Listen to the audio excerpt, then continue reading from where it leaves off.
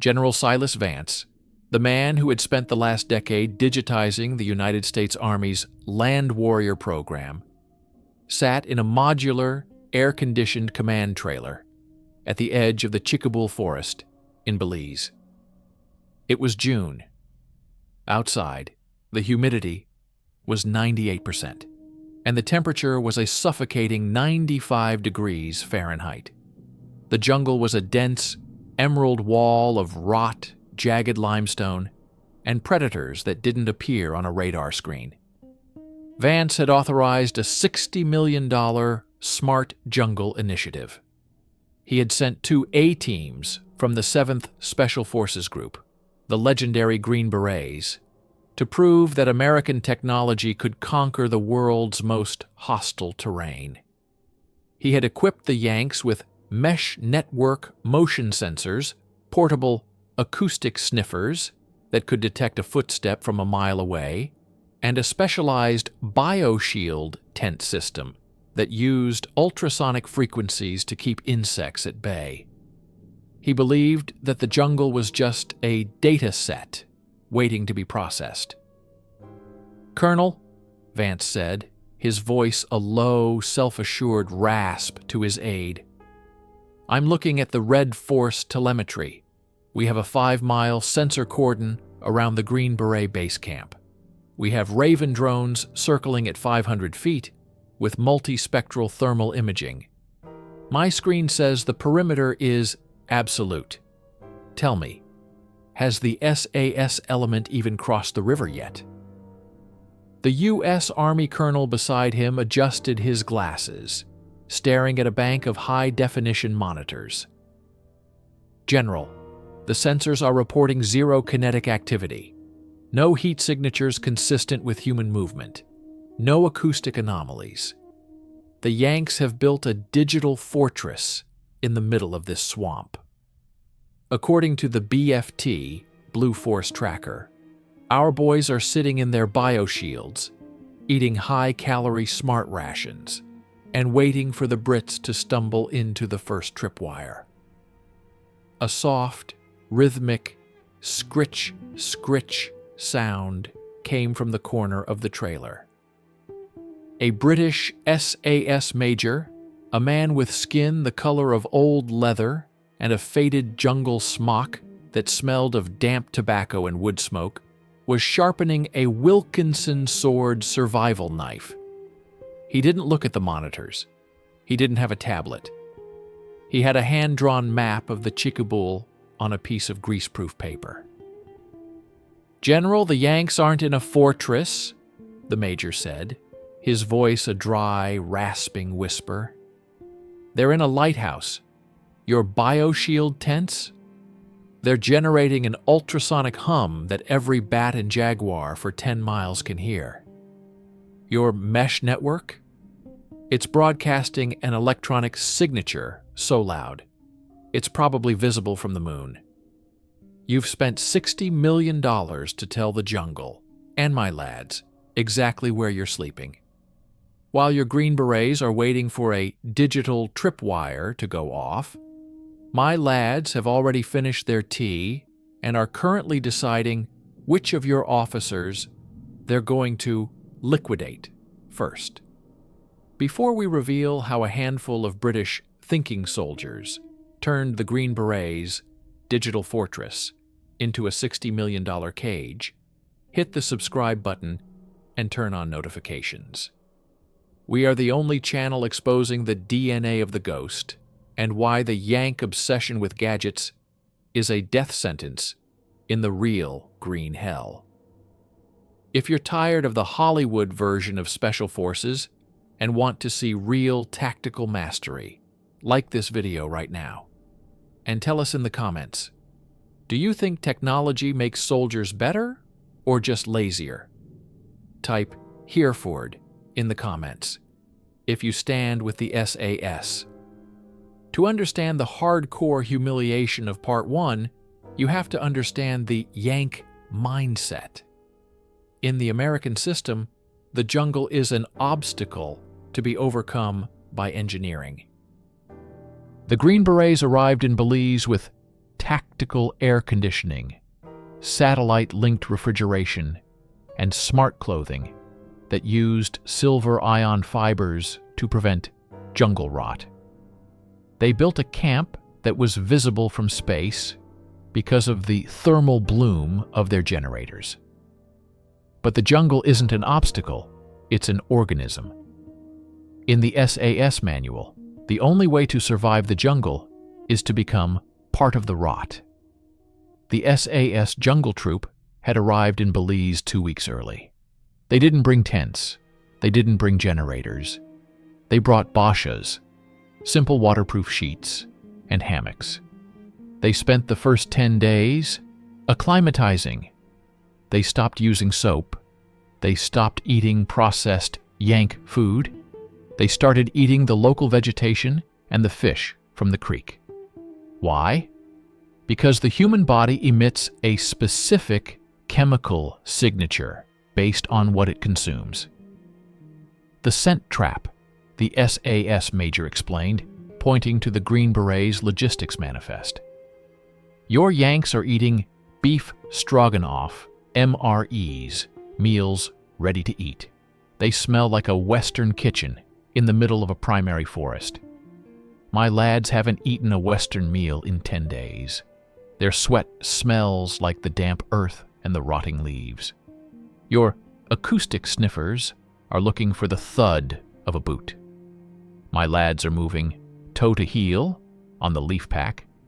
They aren't walking in the American sense. They are flowing. You can't sense a shadow, Silas. Vance watched the screen, his face a mask of professional skepticism. He saw the status icons for the Green Berets. They were all green, 100% operational. But at 3 o'clock on the second night, a signal glitch appeared. A single U.S. Army Raven drone, orbiting over the Green Beret perimeter, suddenly lost its GPS link. The video feed flickered and died. "General, we've lost the eye," the colonel shouted. "The Raven is down." We're reporting a mechanical failure, probably a humidity short in the circuit board. It wasn't a short, Colonel, the SAS major said, not looking up from his knife. My Sergeant Taft just brought it down. He didn't use a jammer. He didn't use a rifle. He used a slingshot and a lead weight. He's been sitting in a tree 50 feet above your digital fence for 6 hours, watching your drone operator's pattern of life. He timed the orbit. He waited for the dead zone of your thermal sensor. And then he liquidated your $50,000 toy with a piece of rubber and a stone. If you're enjoying this yank roasting and want to see the SAS turn the Green Berets camp into a ghost town in the next 4 parts, hit the like button. We're just getting started. Comment shadow below if you think the SAS is the most dangerous force in the jungle. Let's get back to the green hell. General Vance felt a wave of professional nausea. He looked at the BFT tablets of his Green Berets. They were still showing all clear. The Yanks in their bioshield tents were still sleeping, confident that their mesh network would wake them if an enemy approached. They didn't know that the enemy was already inside the camp. The SAS team didn't use a high-tempo assault. They didn't use flashbangs. They infiltrated the camp through the Blackwater latrine trench, a path so disgusting that the American manual categorized it as non-navigable. They crawled through the human waste and the mud, their ventile smocks masking their thermal signatures. By 400 hours, the SAS had neutralized the Green Beret sentries, not by killing them, but by ghosting them. They took the sentries' night vision goggles, NVGs, while the Yanks were looking at their tablets. They left a British 10-pence coin on the chest of each sleeping Marine. "The 10-pence message," Graham whispered. It's the regiment's way of saying, we could have slit your throat, but we decided to keep you alive so we could laugh at you later. Your apex predators are currently digitally dead, Silas. They just haven't looked at their screens yet. The sun did not rise over the Chiquibul Forest.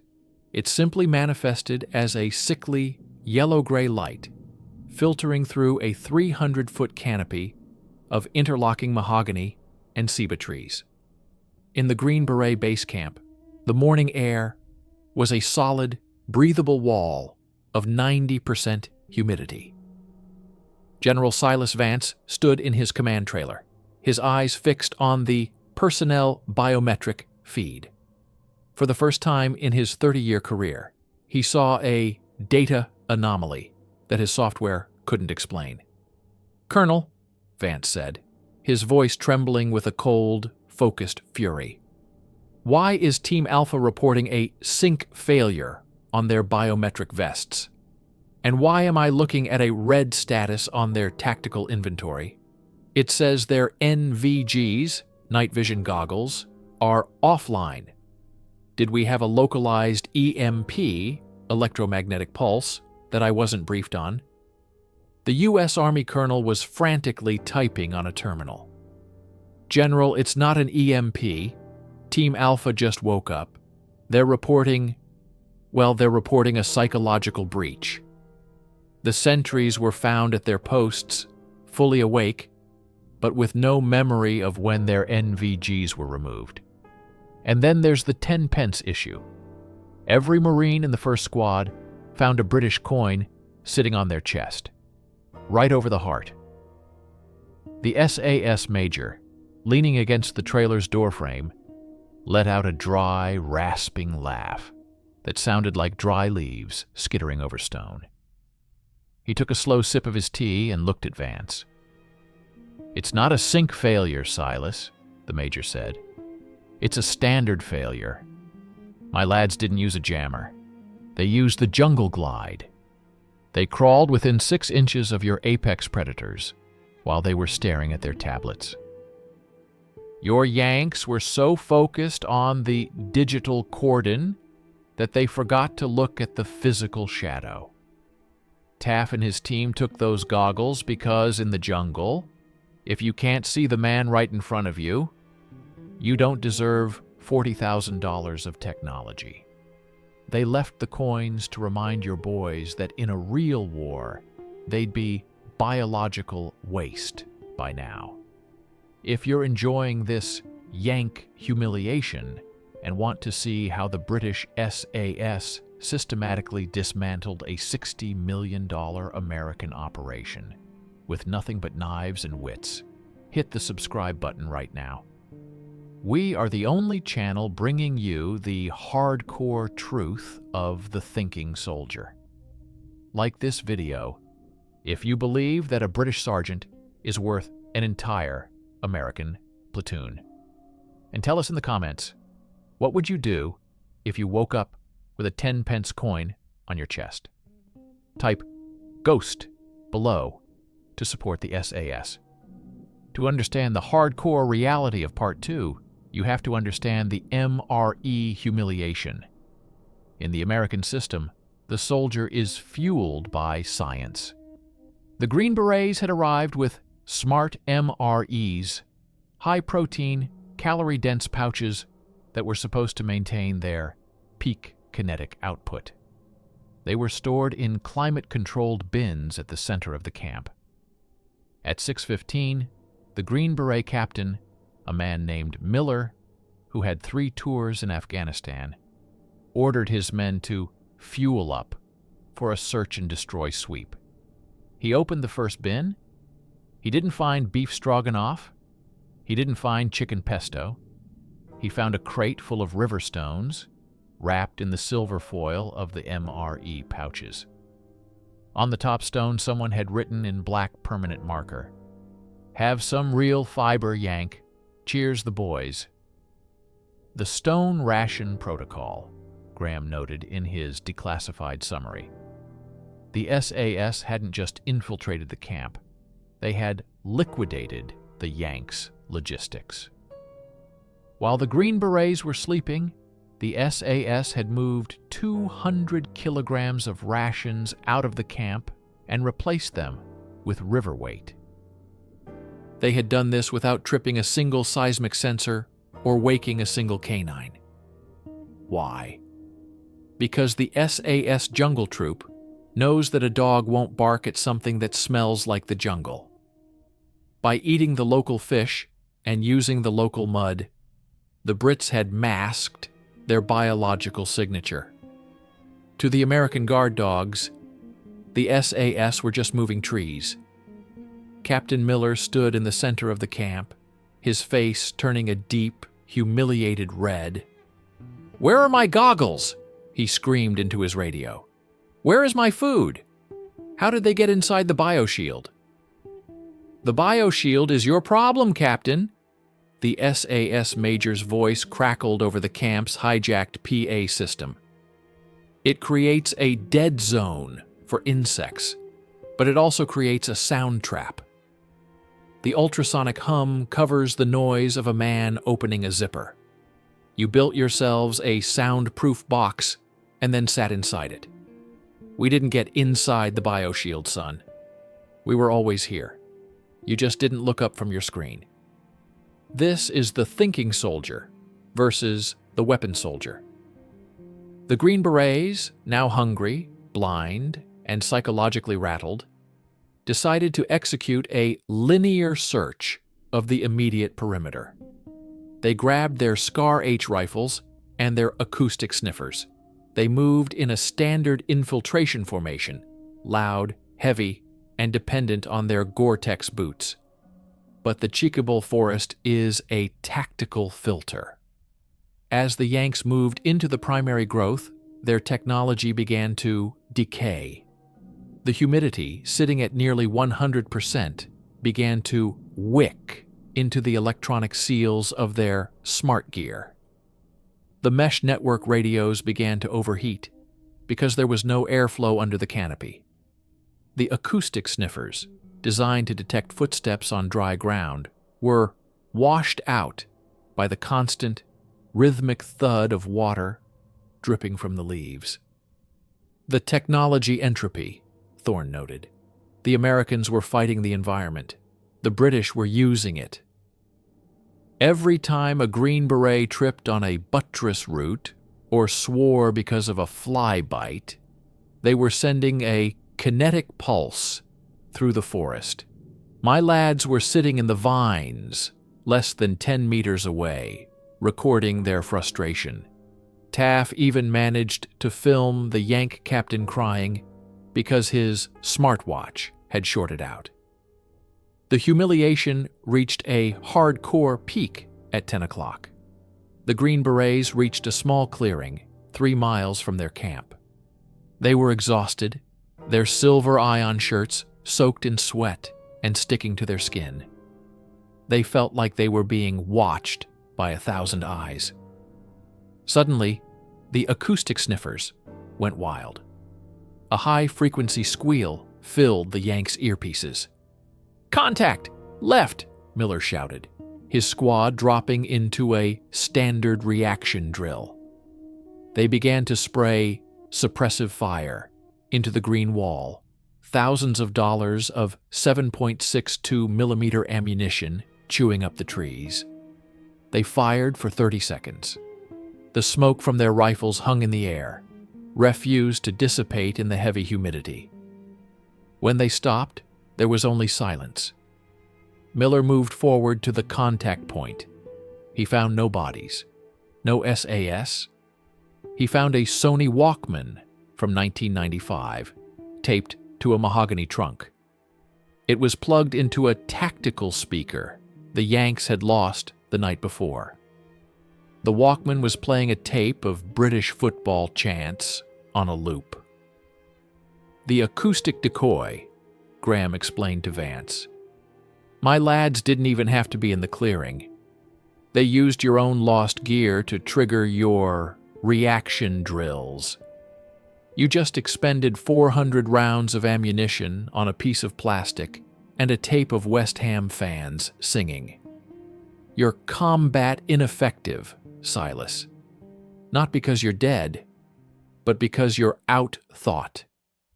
The green hell is only getting hotter for the Yanks. If you want to see how the SAS forced the Green Berets to abandon their $60 million camp and flee into the swamp in Part 3, hit that like button. We are revealing the black box of Hereford mastery. Comment "thinking soldier" below if you believe that brainpower beats firepower. We are reading every single comment. Vance turned to the SAS major. Major, this is an exercise in professional bullying. Your men aren't even trying to win the objectives. They're playing with them. In the jungle, Silas, playing is the highest form of dominance, the major replied. If I can make you shoot at a Walkman, I can make you walk off a cliff. If I can take your food, I can take your soul. My lads are conditioning your Green Berets. They're teaching them that the machine is a lie. And by tonight, your apex predators won't be looking for the objective. They'll be looking for a way out. General Silas Vance stood in the command trailer, the hum of the air conditioning now sounding like a mocking vibration against his ears. On the bank of monitors, the icons for the Green Beret A-teams were grouped in a tight, defensive circle at the center of their base camp. They had retreated from the Walkman ambush in Part 2, hungry, rattled, and soaked in the brine of the Chiquibul. But as Vance zoomed in on the high-definition thermal feed, he saw that the fortress was no longer a sanctuary. It was a swarm. "Colonel," Vance said, his voice reaching a pitch of pure, distilled agitation, "why is the thermal signature of the camp white-hot? And why am I seeing millions of tiny, high-frequency pings on the perimeter sensors? Is the forest moving? Tell me my digital fortress hasn't been breached by a bunch of insects." The U.S. Army colonel, whose uniform was now stained with the sweat of professional panic, stared at the data stream. "General, the BioShield ultrasonic emitters have been altered. They were designed to pulse at a frequency that repels arthropods and parasitic insects. But according to the firmware logs, someone accessed the local hub 2 hours ago. The frequency has been inverted. It's no longer a repellent, Silas. It's a pheromone mimic. We aren't keeping the jungle out. We are ringing the dinner bell for every mosquito, botfly, and fire ant within a 10-mile radius. The Yanks are currently being eaten alive inside their own high-tech tents." The SAS major didn't even look up from his map. He was casually peeling a local orange with his survival knife. "The regimental buffet protocol," the major said, a thin smile playing on his lips. "You see, Silas, your Yanks thought the BioShield was a wall. In the SAS, we know that every electronic wall has a digital door. My Sergeant Taff didn't just hack the frequency. He synchronized it with the mating cycle of the local sandflies. While your Green Berets are huddled in their $12,000 smart tents, they're actually sitting in the world's largest insect magnet. It's not tactical failure, Colonel. It's biological karma. If you're finding this Yank roasting and the absolute collapse of the Green Berets' $60 million gadgets as satisfying as we are, hit that subscribe button right now. We are the only channel deconstructing the DNA of the ghost and exposing why the billion-dollar American machine keeps failing when the thinking soldier takes the field. Like this video to support the manual world and comment below with the word Hereford if you know that a British sergeant is the real king of the jungle. Let's get back to the swamp trap. To understand the hardcore humiliation of Part 3, you have to understand the acoustic overload. In the American manual, the radio is the nervous system. Every Green Beret is connected to a mesh network that feeds data, orders, and battlespace updates into their earpieces. It is the Yanks' greatest strength. But the SAS had turned the nervous system into a psychological weapon.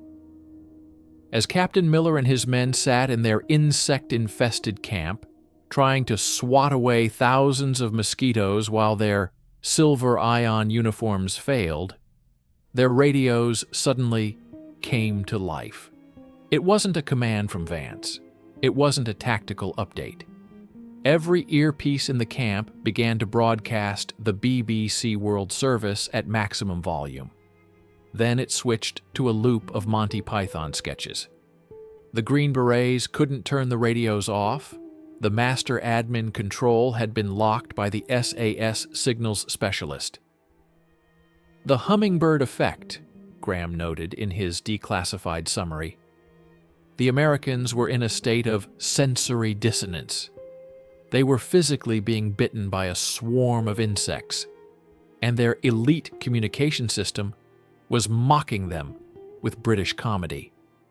The psychological OODA loop, observe, orient, decide, act, didn't just break, it shattered.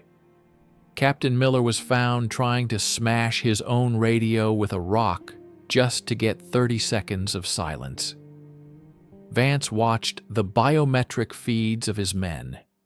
Their heart rates were in the black zone, 180 beats per minute, not from combat, but from neural fatigue. "They're breaking, Silas," the SAS major said, tossing an orange peel into the bin. "Your apex predators are realizing that their technology isn't a weapon. It's a leash. And right now, the jungle is pulling that leash very, very tight." At 2200, Captain Miller made the desperate choice. He realized the camp was a denied environment. The bioshield had turned the tents into torture chambers. The food was stones, the radios were laughing at them. He ordered his men to abandon base and move into the Blackwater Swamp to the west. In the American Tactical Manual, a swamp infiltration is a last resort. You use the air cushion vehicles, or you wait for a vertical extraction. But Miller didn't have the time. He thought the swamp would provide a thermal mask and put some distance between his men and the insects. "The swamp lure," the major whispered to Vance. Taff and his team didn't just wait for them in the mud. They guided them there. They left small thermal leads, fake heat signatures, to make Miller think there was a clear path. "Your Yanks aren't escaping the green hell, General. They are walking straight into the ghost's teeth. The humiliation is about to reach the point of no return. If you want to see how the SAS jungle snakes harvested the world's most famous special forces in the middle of a Blackwater swamp, hit that like button. This is the hardcore difference between a weapon soldier and a thinking soldier. Subscribe and comment Ghost below to see the final 2 parts. We are reading every single comment. The Green Berets entered the anoxic zone of the Chiquibul Swamp at midnight. They were moving in waist-deep water that smelled of ancient rot and sulfur. They were carrying their $100,000 integrated combat suits, but the Gore-Tex had long since become a plastic bag that trapped their heat and sweat. In the American system, the swamp is an area to be crossed. In the SAS system, the swamp is a cloaking device The SAS jungle troop were already there. They had been in the mud for 6 hours. They weren't using thermal goggles because the glow of the digital tubes is visible to a trained eye.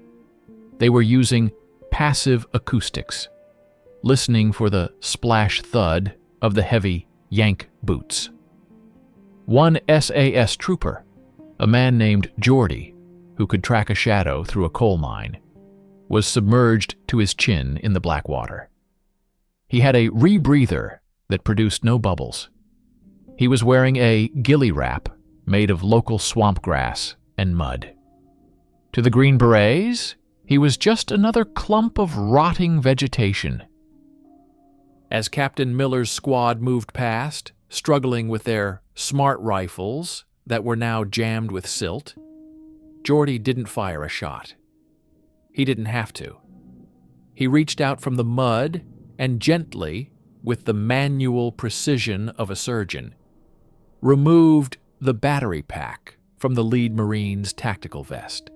He then slipped a small, slimy fer-de-lance snake, one of the deadliest vipers in Belize, into the Marine's empty ammo pouch. He didn't hurt the man. He just inoculated him with fear. "The snack trap," Graham explained. "My lads have been handling the local fauna for 2 weeks. They know which snakes are territorial and which ones are just curious. Geordie didn't use a knife because a body leaves a signature. But a yank screaming because he found a viper in his pocket? That leaves a psychological signature that destroys the morale of the entire squad." The scream echoed through the swamp at 1:15. It was followed by the sound of 20 Green Berets blind firing into the water, wasting thousands of rounds of ammunition on shadows and logs. Vance watched the ammo status icons on his screen blink from green to red. "They've suicided their logistics," Vance whispered, his head in his hands. "They're in a swamp, they have no food, their batteries are being stolen by ghosts, and they're shooting at the water. How did we lose 1,500 Marines in the Mojave and now my elite Green Berets in a swamp? What is the British standard that we are missing?" The SAS major stood up and stretched. "It's not a standard you can buy, Silas," he said. "It's the selection of the soul. You train your Yanks to be operators of machines. We select our lads to be masters of themselves. In the hardcore reality of the jungle, the machine always fails." The only thing that stays is the grit, and right now, my lads have all the grit, and your Yanks have nothing but gaskets. The atmosphere inside the command trailer, at the edge of the Chiquibul, was no longer one of professional observation. It was a clinical study in institutional humiliation. General Silas Vance sat in the flickering blue light of the monitors, his eyes fixed on the Green Beret heat map.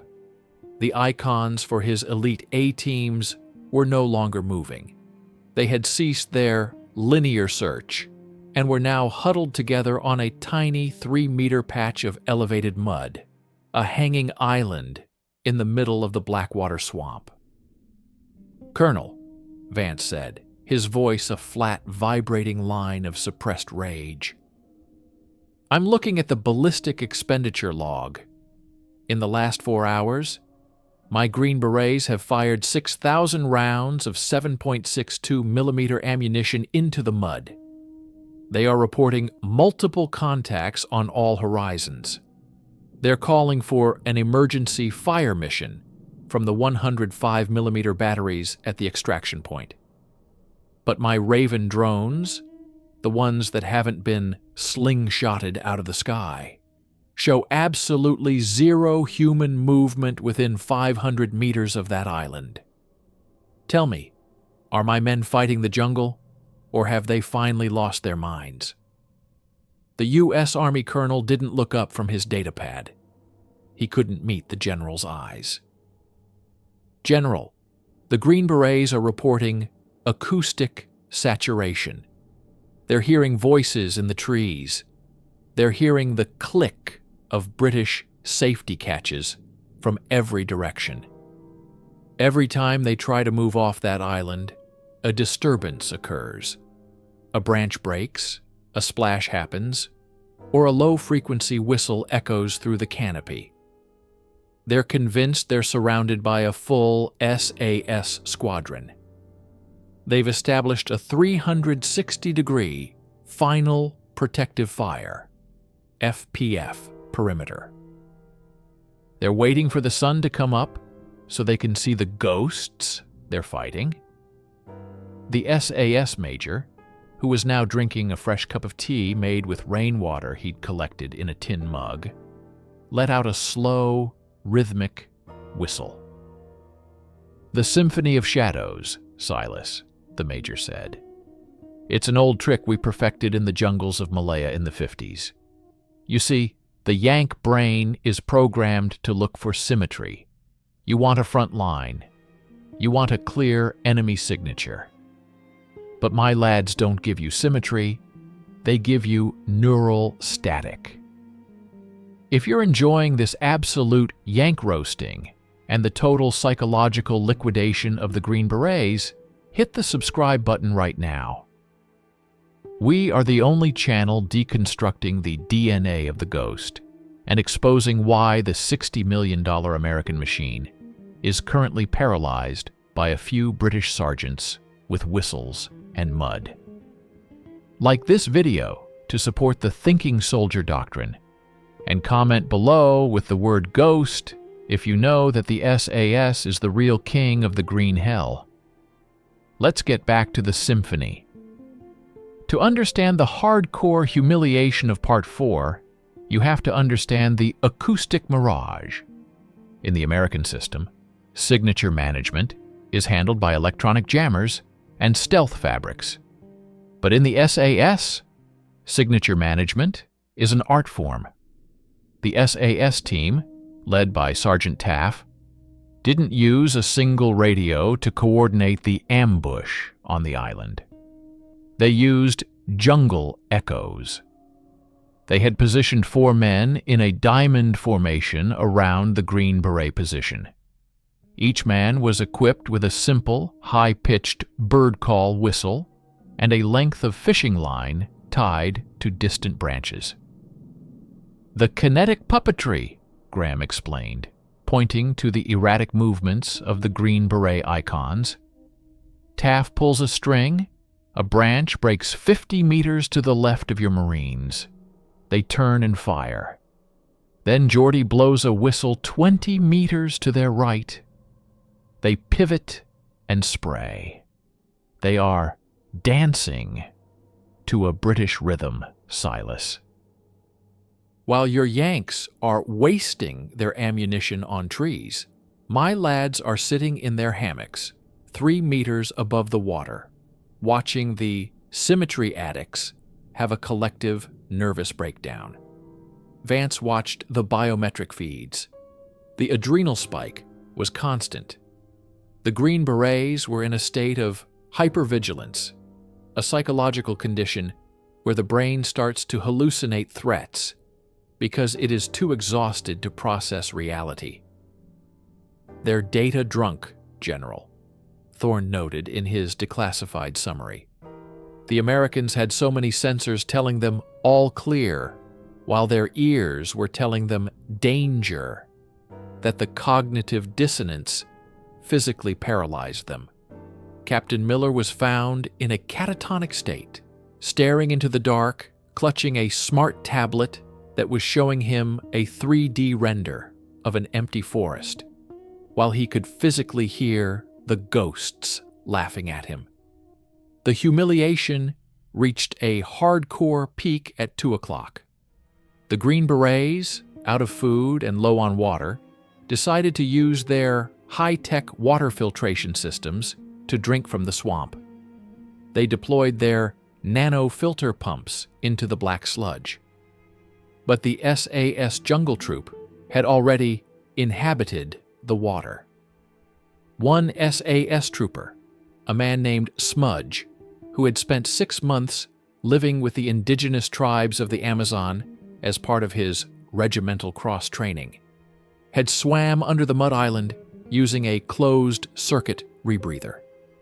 He reached up through the silt and gently redirected the Green Berets' intake hoses into a pocket of concentrated swamp gas, methane, and sulfur. The result was a biomechanical failure. The $5,000 American filtration pumps, designed for laboratory conditions, immediately seized up. The smart display on the pumps flashed, "Critical contamination, shutting down." "The manual versus the machine again," the major said, laughing. "Your Yanks can't even drink water without a microprocessor telling them it's okay. My lads are drinking through a piece of charcoal and a wool sock, while your apex predators are dehydrating on a mud island. My team is hydrated, rested, and currently preparing the final act of this little drama. We call it the river Styx. The humiliation is reaching the point of no return.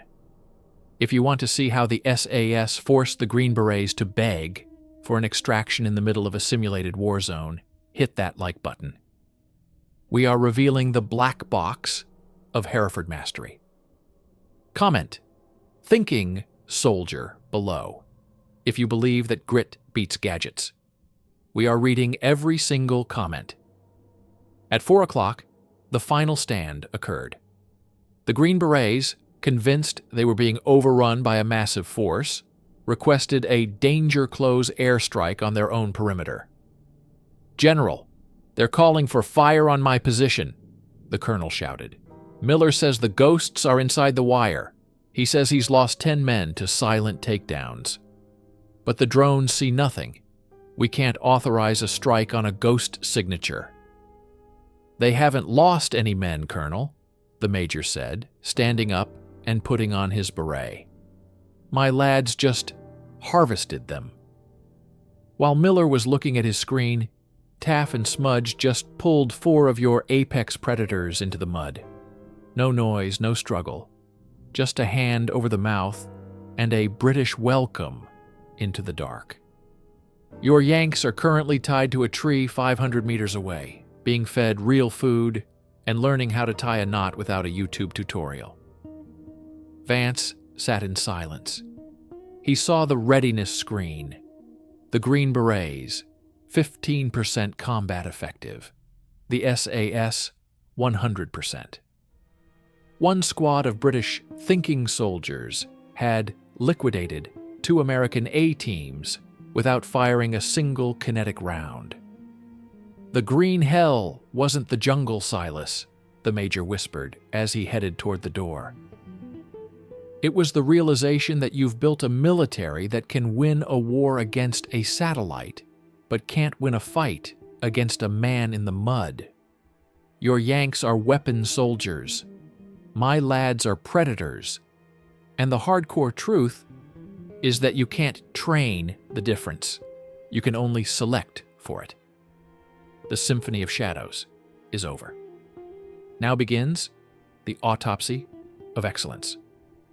The humid yellow mist of the Chiquibul was finally retreating, burned away by a sun that felt like a physical weight on the shoulders of the extraction teams. As the first U.S. Army MH-47G Chinook flared over the designated landing zone, the downdraft sent a cyclone of rotting leaves and mud into the air.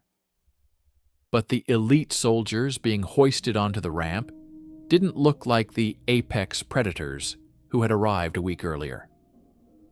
General Silas Vance stood on the edge of the LZ, his boots sinking into the black sludge he had spent $60 million trying to ignore.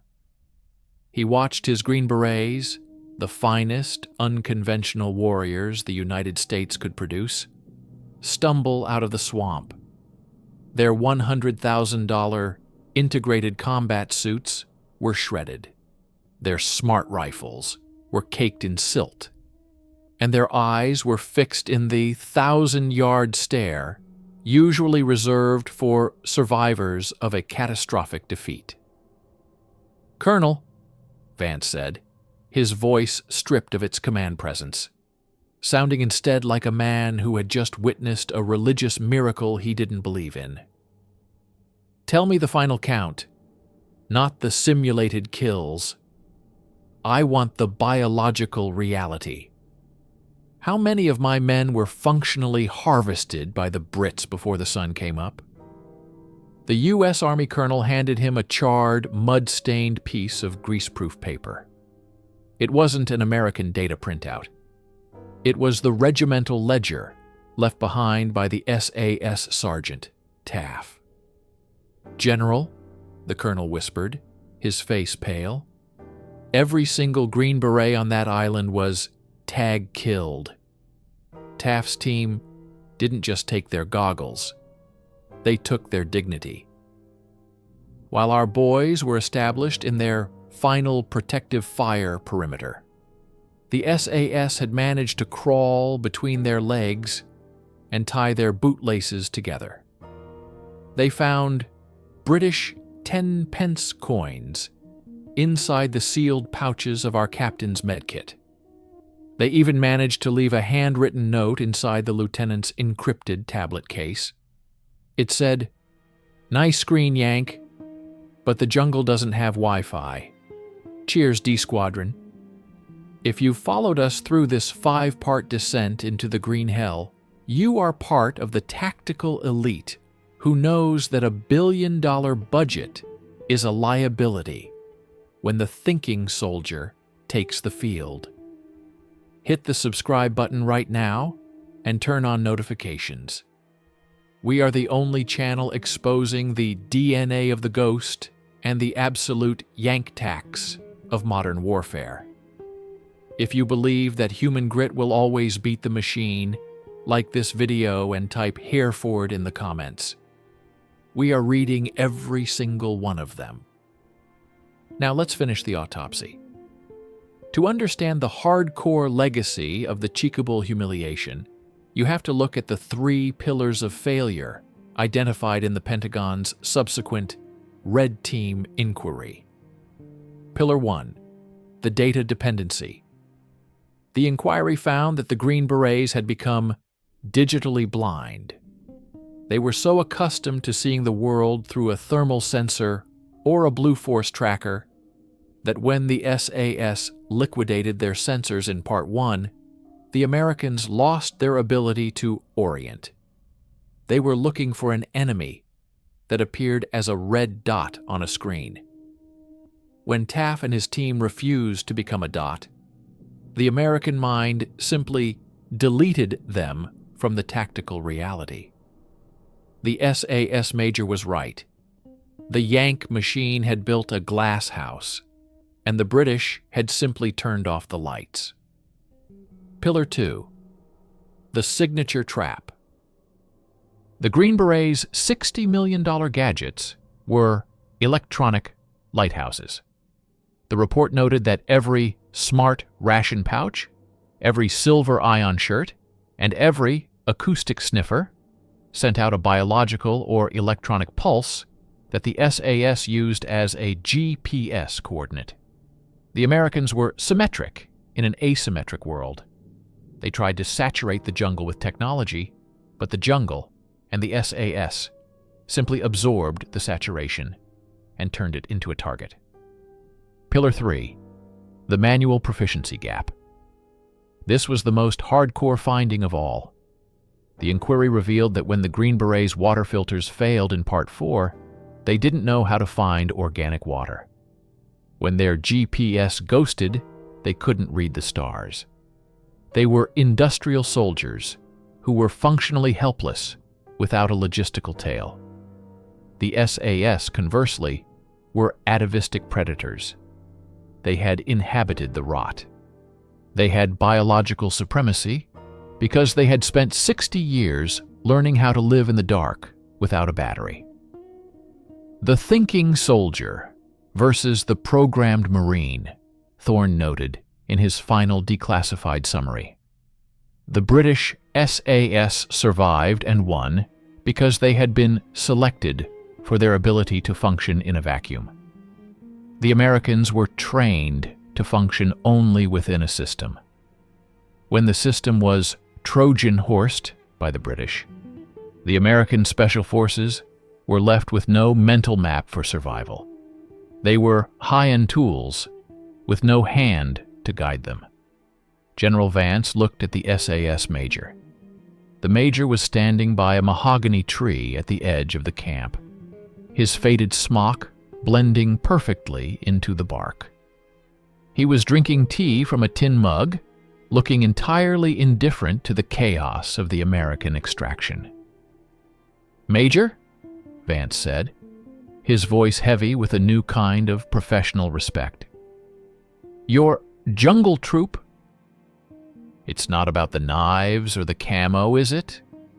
It's about the sovereignty of the sergeant. You've built a military where the lowest-ranking man has the authority to break the plan if he sees a better one. We've built a military where the captain has to ask the satellite if it's raining." "Exactly, General," the major said, tossing the dregs of his tea into the mud. "The thinking soldier is a strategic asset because he is unstructured. You can model an A-team. You can algorithm a drone swarm, but you cannot program a British sergeant who has decided that your bioshield is his personal heater. We don't invest in platforms, Silas. We invest in grit. We build the man until he doesn't need the machine. And in the green hell, your machines just met their master." The aftermath of exercise. Green hell sent shockwaves through the Pentagon. Within 6 months, the U.S. Army Special Operations Command issued a directive for austere proficiency. Green Berets were ordered to spend 50% of their training off-grid. They were given paper maps. They were forced to spend weeks in the swamp with nothing but a wool sweater and a compass. The digital safety net was being pulled away, one team at a time. But the hardcore truth is that you cannot buy the SAS DNA. It is a cultural evolution that has been running at Hereford since 1941. It is a selection of a specific type of human being, the one who dares to stand alone in the mud and laugh at the world. The final score of the Chiquibul humiliation was never officially released. But those in the know whisper the numbers in the bars of Bragg and the backrooms of London. 20 Green Berets, digitally liquidated, $60 million in technological failure, 0 British casualties, 1 shattered American doctrine. As the last American Chinook lifted off, Captain Miller looked down at the mahogany tree where the SAS major had been standing. Carved deep into the wood, in letters that would stay there for 100 years, was a single phrase: "The jungle always wins. The SAS just lives here." General Silas Vance watched the green wall of the Chiquibul swallow the last of the extraction teams. He reached into his pocket and pulled out a small British 10-pence coin he had found on his own command chair that morning. He looked at it for a long time, then threw it into the black water of the swamp. "We have the satellites, Colonel," Vance whispered. "But the Brits, they have the Standard, and in the next war I'd trade our entire smart army for one SAS corporal with a slingshot and a map. This is the legacy of the Green Hell. It is the reminder that in the 21st century, as in the 20th, the ultimate force multiplier is not a microchip. It is the human soul, selected for the extreme, trained for the impossible, and hardened until it can do what no machine will ever do. It can go through the door. It can inhabit your nightmare. And it can liquidate your ego while you're still looking at your screen. That is the system. That is the legacy. That is the Special Air Service. Who dares wins.